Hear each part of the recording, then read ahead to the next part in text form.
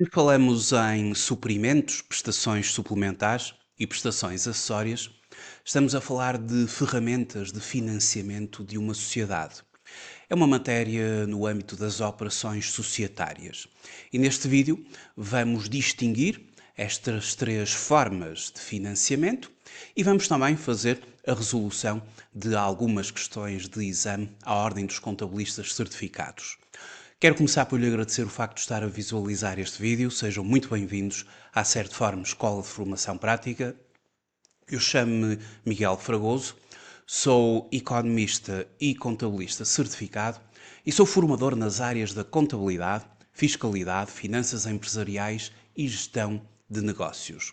Na Certform Escola de Formação Prática, sou formador de um amplo conjunto de cursos sobre matérias de contabilidade, fiscalidade e finanças e para obter todas as informações sobre os cursos da Certform, pode consultar o nosso site em certform.pt. Ora, as empresas ou as sociedades podem ser financiadas através de duas vias, de duas formas. Pela via do capital próprio e pela via do capital alheio. Pela via do capital próprio ou pela via da dívida. Enquanto que os suprimentos são uma forma de financiamento pela via da dívida, em que o sócio empresta uma determinada quantia à sua empresa, podendo cobrar ou não juros, e esse valor emprestado vai ser reconhecido como um passivo, portanto, como dívida. Já a prestação suplementar é uma forma de financiamento da empresa, mas pela via do capital próprio. As prestações suplementares são ou provocam um aumento do capital próprio da empresa sem serem propriamente capital social. Mas vamos, de uma forma sucinta, fazer a distinção e com base legal daquilo que são suprimentos, aquilo que são as prestações suplementares e aquilo que são as prestações acessórias.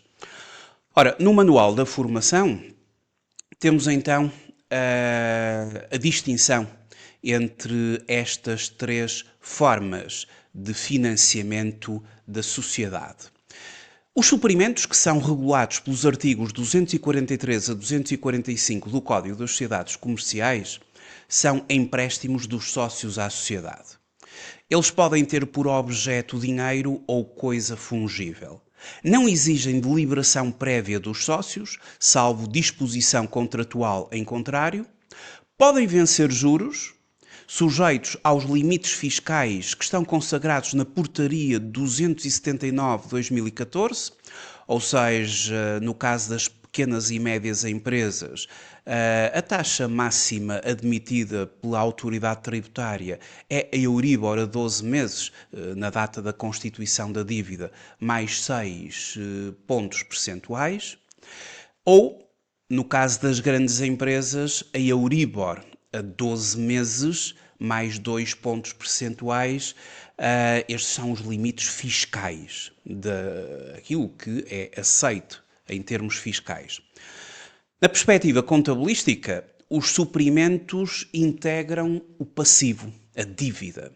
E usa-se a conta 25.3 no Código de Contas, financiamentos obtidos, participantes de capital, sendo dívida da sociedade para com os sócios.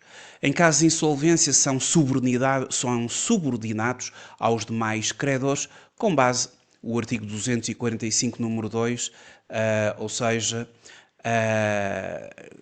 em caso de insolvência, é preciso pagar aos demais credores da sociedade em detrimento dos sócios, que serão os últimos a ver respectivas quantias. Nunca esquecer que, se estamos perante um suprimento, o suprimento vai ser reconhecido no passivo da empresa. nomeadamente em financiamentos obtidos. E quanto às prestações suplementares? As prestações suplementares estão previstas nos artigos 210 a 213 do Código das Sociedades Comerciais. Destinam-se exclusivamente a sociedades por cotas e só podem ter dinheiro por objeto. Exigem previsão no contrato da sociedade e deliberação dos sócios, não vencem juros e a sua restituição só é permitida se, após a restituição, a situação líquida, ou seja, o capital próprio da sociedade, a diferença entre o ativo e o passivo da sociedade, não ficar inferior à soma do capital social e da reserva legal. São registadas como capital próprio. Na conta 53, outros instrumentos de capital próprio, reforçando a estrutura financeira sem ser propriamente um aumento do capital social. Ou seja, as prestações suplementares aumentam o capital próprio da empresa, em termos de balanço. Elas são inscritas em outros instrumentos de capital próprio e não são capital subscrito, não fazem parte do capital social. Antes, outros instrumentos de capital próprio e o seu valor, ao ser inscrito no balanço, vai aumentar o capital próprio como um todo. E falta-nos referir o que são as prestações acessórias. E de uma forma muito breve, elas são reguladas pelo artigo 209 do Código das Sociedades Comerciais, no que concerne às sociedades por cotas, e no artigo 287 do mesmo Código, quanto a sociedades anónimas. Podem ser exigidas a todos ou apenas a alguns sócios ou acionistas, desde que o contrato social fixe os elementos essenciais da obrigação e especifique se são gratuitas, ou seja, não vencem juros, ou onerosas, ou seja, vencem juros. Podem assumir várias formas, desde o fornecimento de bens, serviços, entradas em dinheiro, etc. Quando elas são onerosas e em dinheiro, podem, nas sociedades anónimas, assemelhar-se a suprimentos. Quando são gratuitas, ou seja, sem vencer juros, aproximam-se das prestações suplementares. O seu reconhecimento contabilístico depende da natureza da obrigação, podendo ser registadas no capital próprio, quando se assemelham então às prestações suplementares, ou no passivo, quando se assemelham aos suprimentos. Obviamente que a escolha entre estes instrumentos deve ser feita à luz do enquadramento legal, dos objetivos estratégicos da sociedade e do impacto contabilístico e fiscal, assegurando o cumprimento das normas do Código das Sociedades Comerciais e a proteção dos interesses dos credores e dos sócios. Temos então estes três instrumentos, os suprimentos, os tais empréstimos dos sócios à sociedade, que podem ter por objeto dinheiro ou outra coisa fungível, e podem ou não vencer juros. E há limitações relativamente à aceitação fiscal dos juros, como já vimos. E depois temos as prestações suplementares, que destinam-se exclusivamente a sociedades por cotas e só podem ter por objeto dinheiro e são enquadradas no capital próprio da entidade, nomeadamente outros instrumentos de capital próprio, é a conta 53, sem serem capital social. Portanto, aumentam o capital próprio como um todo, mas não mexem no capital social da empresa. E depois temos uma outra forma que pode assumir uma vertente onerosa ou gratuita, conforme eu acabei de explicar, e que são as chamadas prestações acessórias. Ora, vamos agora ver uma questão de exame para verificarmos o reconhecimento destas formas de financiamento por via de capital próprio, que é o caso das prestações suplementares, ou por via de dívida, o caso dos suprimentos. Estamos no exame de avaliação profissional, Ordem dos Contabilistas Certificados. Vamos resolver a questão número 3.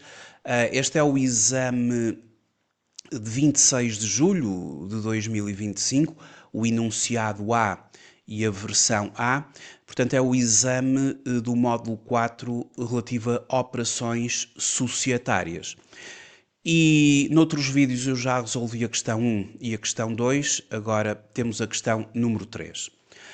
A questão número 3 diz-nos que a sociedade Lua Azul Limitada deliberou em 5 de abril de 2025 a exigibilidade de prestações suplementares aos sócios.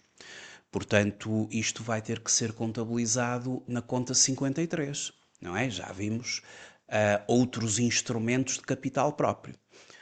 Num montante de 40.000 euros a serem efetuados pelos sócios na proporção das respectivas cotas detidas. Não está previsto qualquer prazo de vencimento para a restituição das prestações suplementares, nem uma perspectiva de que tais prestações suplementares possam ser reembolsáveis num futuro previsível. Nunca esquecer também, como eu referi anteriormente, que eventualmente se vierem a ser restituídas após essa restituição a situação líquida, ou seja, o capital próprio, ou seja, o ativo menos o passivo dentro da empresa, não pode ficar inferior à soma do capital social e da reserva legal, conforme está estipulado no artigo 213 do Código das Sociedades Comerciais. Portanto, existe também esta situação que tem que ser sempre verificada. E a verdade é que apurou-se que a sociedade tem 2 sócios, sendo detida uma cota de 85.000 euros pelo sócio Diogo Nunes e uma cota de 15.000 euros pela sócia Débora Nunes. Portanto, significa que o Diogo detém 85% e a Débora detém 15% e as prestações suplementares serão na respectiva proporção que acabei de mencionar. Os detentores de capital efetuaram a realização de prestações suplementares no dia 26 de abril de 2025. Tendo em consideração a deliberação referida, o reconhecimento contabilístico e o tratamento fiscal a efetuar pelo contabilista deve ser a seguinte. Então vamos lá ver. A primeira possibilidade começa no dia 5/4, através da deliberação de exigibilidade das prestações suplementares, portanto, em que registamos a débito na conta 26.8, o Diogo, 2681, o Diogo Nunes. Não esquecer que a conta 26.8 é uma conta de acionistas sócios, a 26.8 outras operações, portanto por aqui tudo bem, é aqui que se registra e no fundo estamos aqui a assumir um ativo, ou seja, um direito que a empresa tem de vir a receber do Diogo Nunes 34.000 euros e da Débora 6.000. Ou seja, uma vez que as prestações suplementares são de 80, portanto, uma vez que as prestações suplementares são de 40.000 euros e como o Diogo tem 85% de participação, 85% de 40.000 dá precisamente os 34.000, está correto. A Débora detém 15% e 15% de 40.000 dá 6.000, o que também está correto. Portanto, debitamos estas duas contas, uma para cada um dos sócios, e creditamos a conta 51 as tais prestações suplementares por 40.000 euros. Até aqui está tudo correto. Depois, passado alguns dias, no dia 26/4, procede-se à realização das prestações suplementares, ou seja, os sócios depositam as verbas na sociedade, e as contas do ativo que anteriormente foram debitadas são agora creditadas, portanto, tudo correto. E o dinheiro, que no fundo entra nos nossos depósitos à ordem, é de 40.000 euros, debitando a conta 12.1. Até aqui está tudo correto, nesta linha A, está tudo correto. Outra situação é que também temos de ver aqui o enquadramento fiscal, a perspectiva fiscal em sede de IRC. E logo a seguir temos o seguinte: as prestações suplementares são uma entrada não tributada em IRC, na esfera da sociedade, como variação patrimonial positiva, conforme o artigo 21, número 1 do Código do IRC. Efetivamente, as prestações suplementares, uma vez que são contabilizadas na classe 5, na conta 53, outros instrumentos de capital próprio, efetivamente são uma variação patrimonial positiva que não está refletida no resultado líquido do período. Contabilizamos na classe 5 e não contabilizamos como rendimento. E, portanto, é verdade que é uma variação patrimonial positiva não refletida no resultado líquido da entidade. Será que esta variação patrimonial vai ser tributada em sede de IRC? A resposta está no artigo 21 do Código do IRC. Ou seja, vamos consultar o artigo 21 e verificar se esta afirmação aqui de facto é correta. O artigo 21 do Código do IRC, no que diz respeito a variações patrimoniais positivas, o seu número 1 refere que concorrem ainda para a formação do lucro tributável, portanto serão tributadas, as variações patrimoniais positivas. Portanto, estas variações patrimoniais que no fundo resultam da contabilização nesta classe 5, não refletidas no resultado líquido do período de tributação, exceto. E aqui o exceto é muito importante, porque exceto significa que não é tributado, nomeadamente, à linha A, as entradas de capital, incluindo os prémios de emissão de ações ou cotas, as coberturas de prejuízos, a qualquer título, feitas pelos titulares do capital, bem como outras variações patrimoniais positivas que decorram de operações sobre ações, cotas e outros instrumentos de capital próprio da entidade emitente, incluindo as que resultem da atribuição de instrumentos financeiros derivados que devam ser reconhecidos como instrumentos de capital próprio. Portanto, daqui concluímos que efetivamente esta forma de aumentar o capital próprio da empresa sem ser propriamente capital social não concorre para a formação do lucro tributável.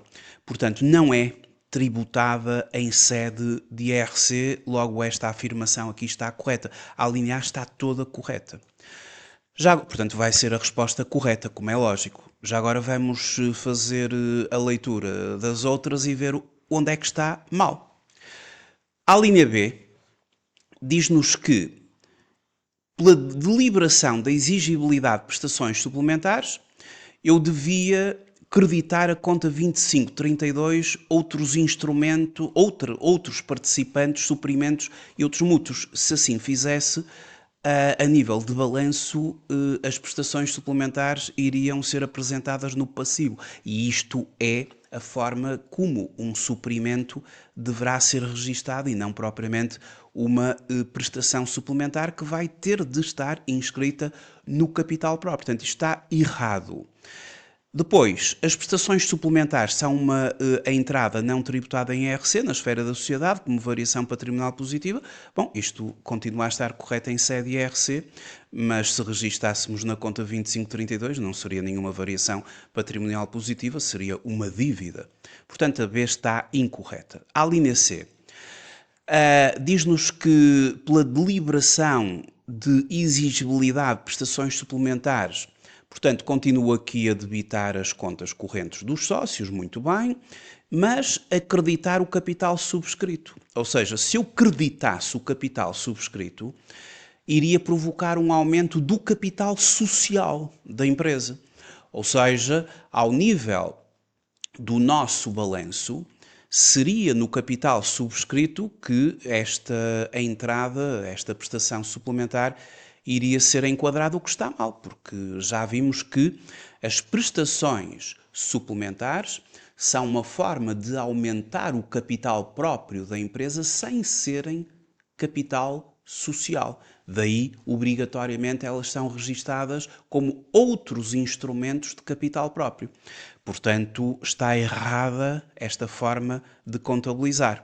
Depois, em termos fiscais, esta questão diz-nos que as prestações suplementares são uma entrada tributada em IRC na esfera da sociedade, como variação patrimonial positiva. Isto também está errado porque elas não são tributadas em sede de IRC. São uma variação patrimonial positiva não refletida no resultado líquido, mas entram nas exceções, que está lá no artigo 21, número 1.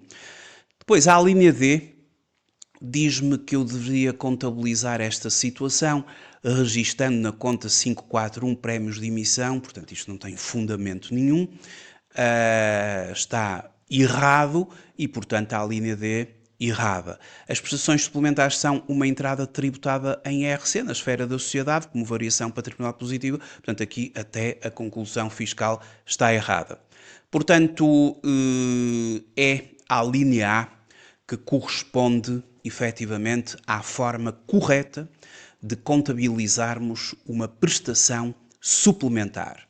A prestação suplementar, na sua deliberação de exigibilidade, vamos sempre proceder a um débito das contas dos sócios.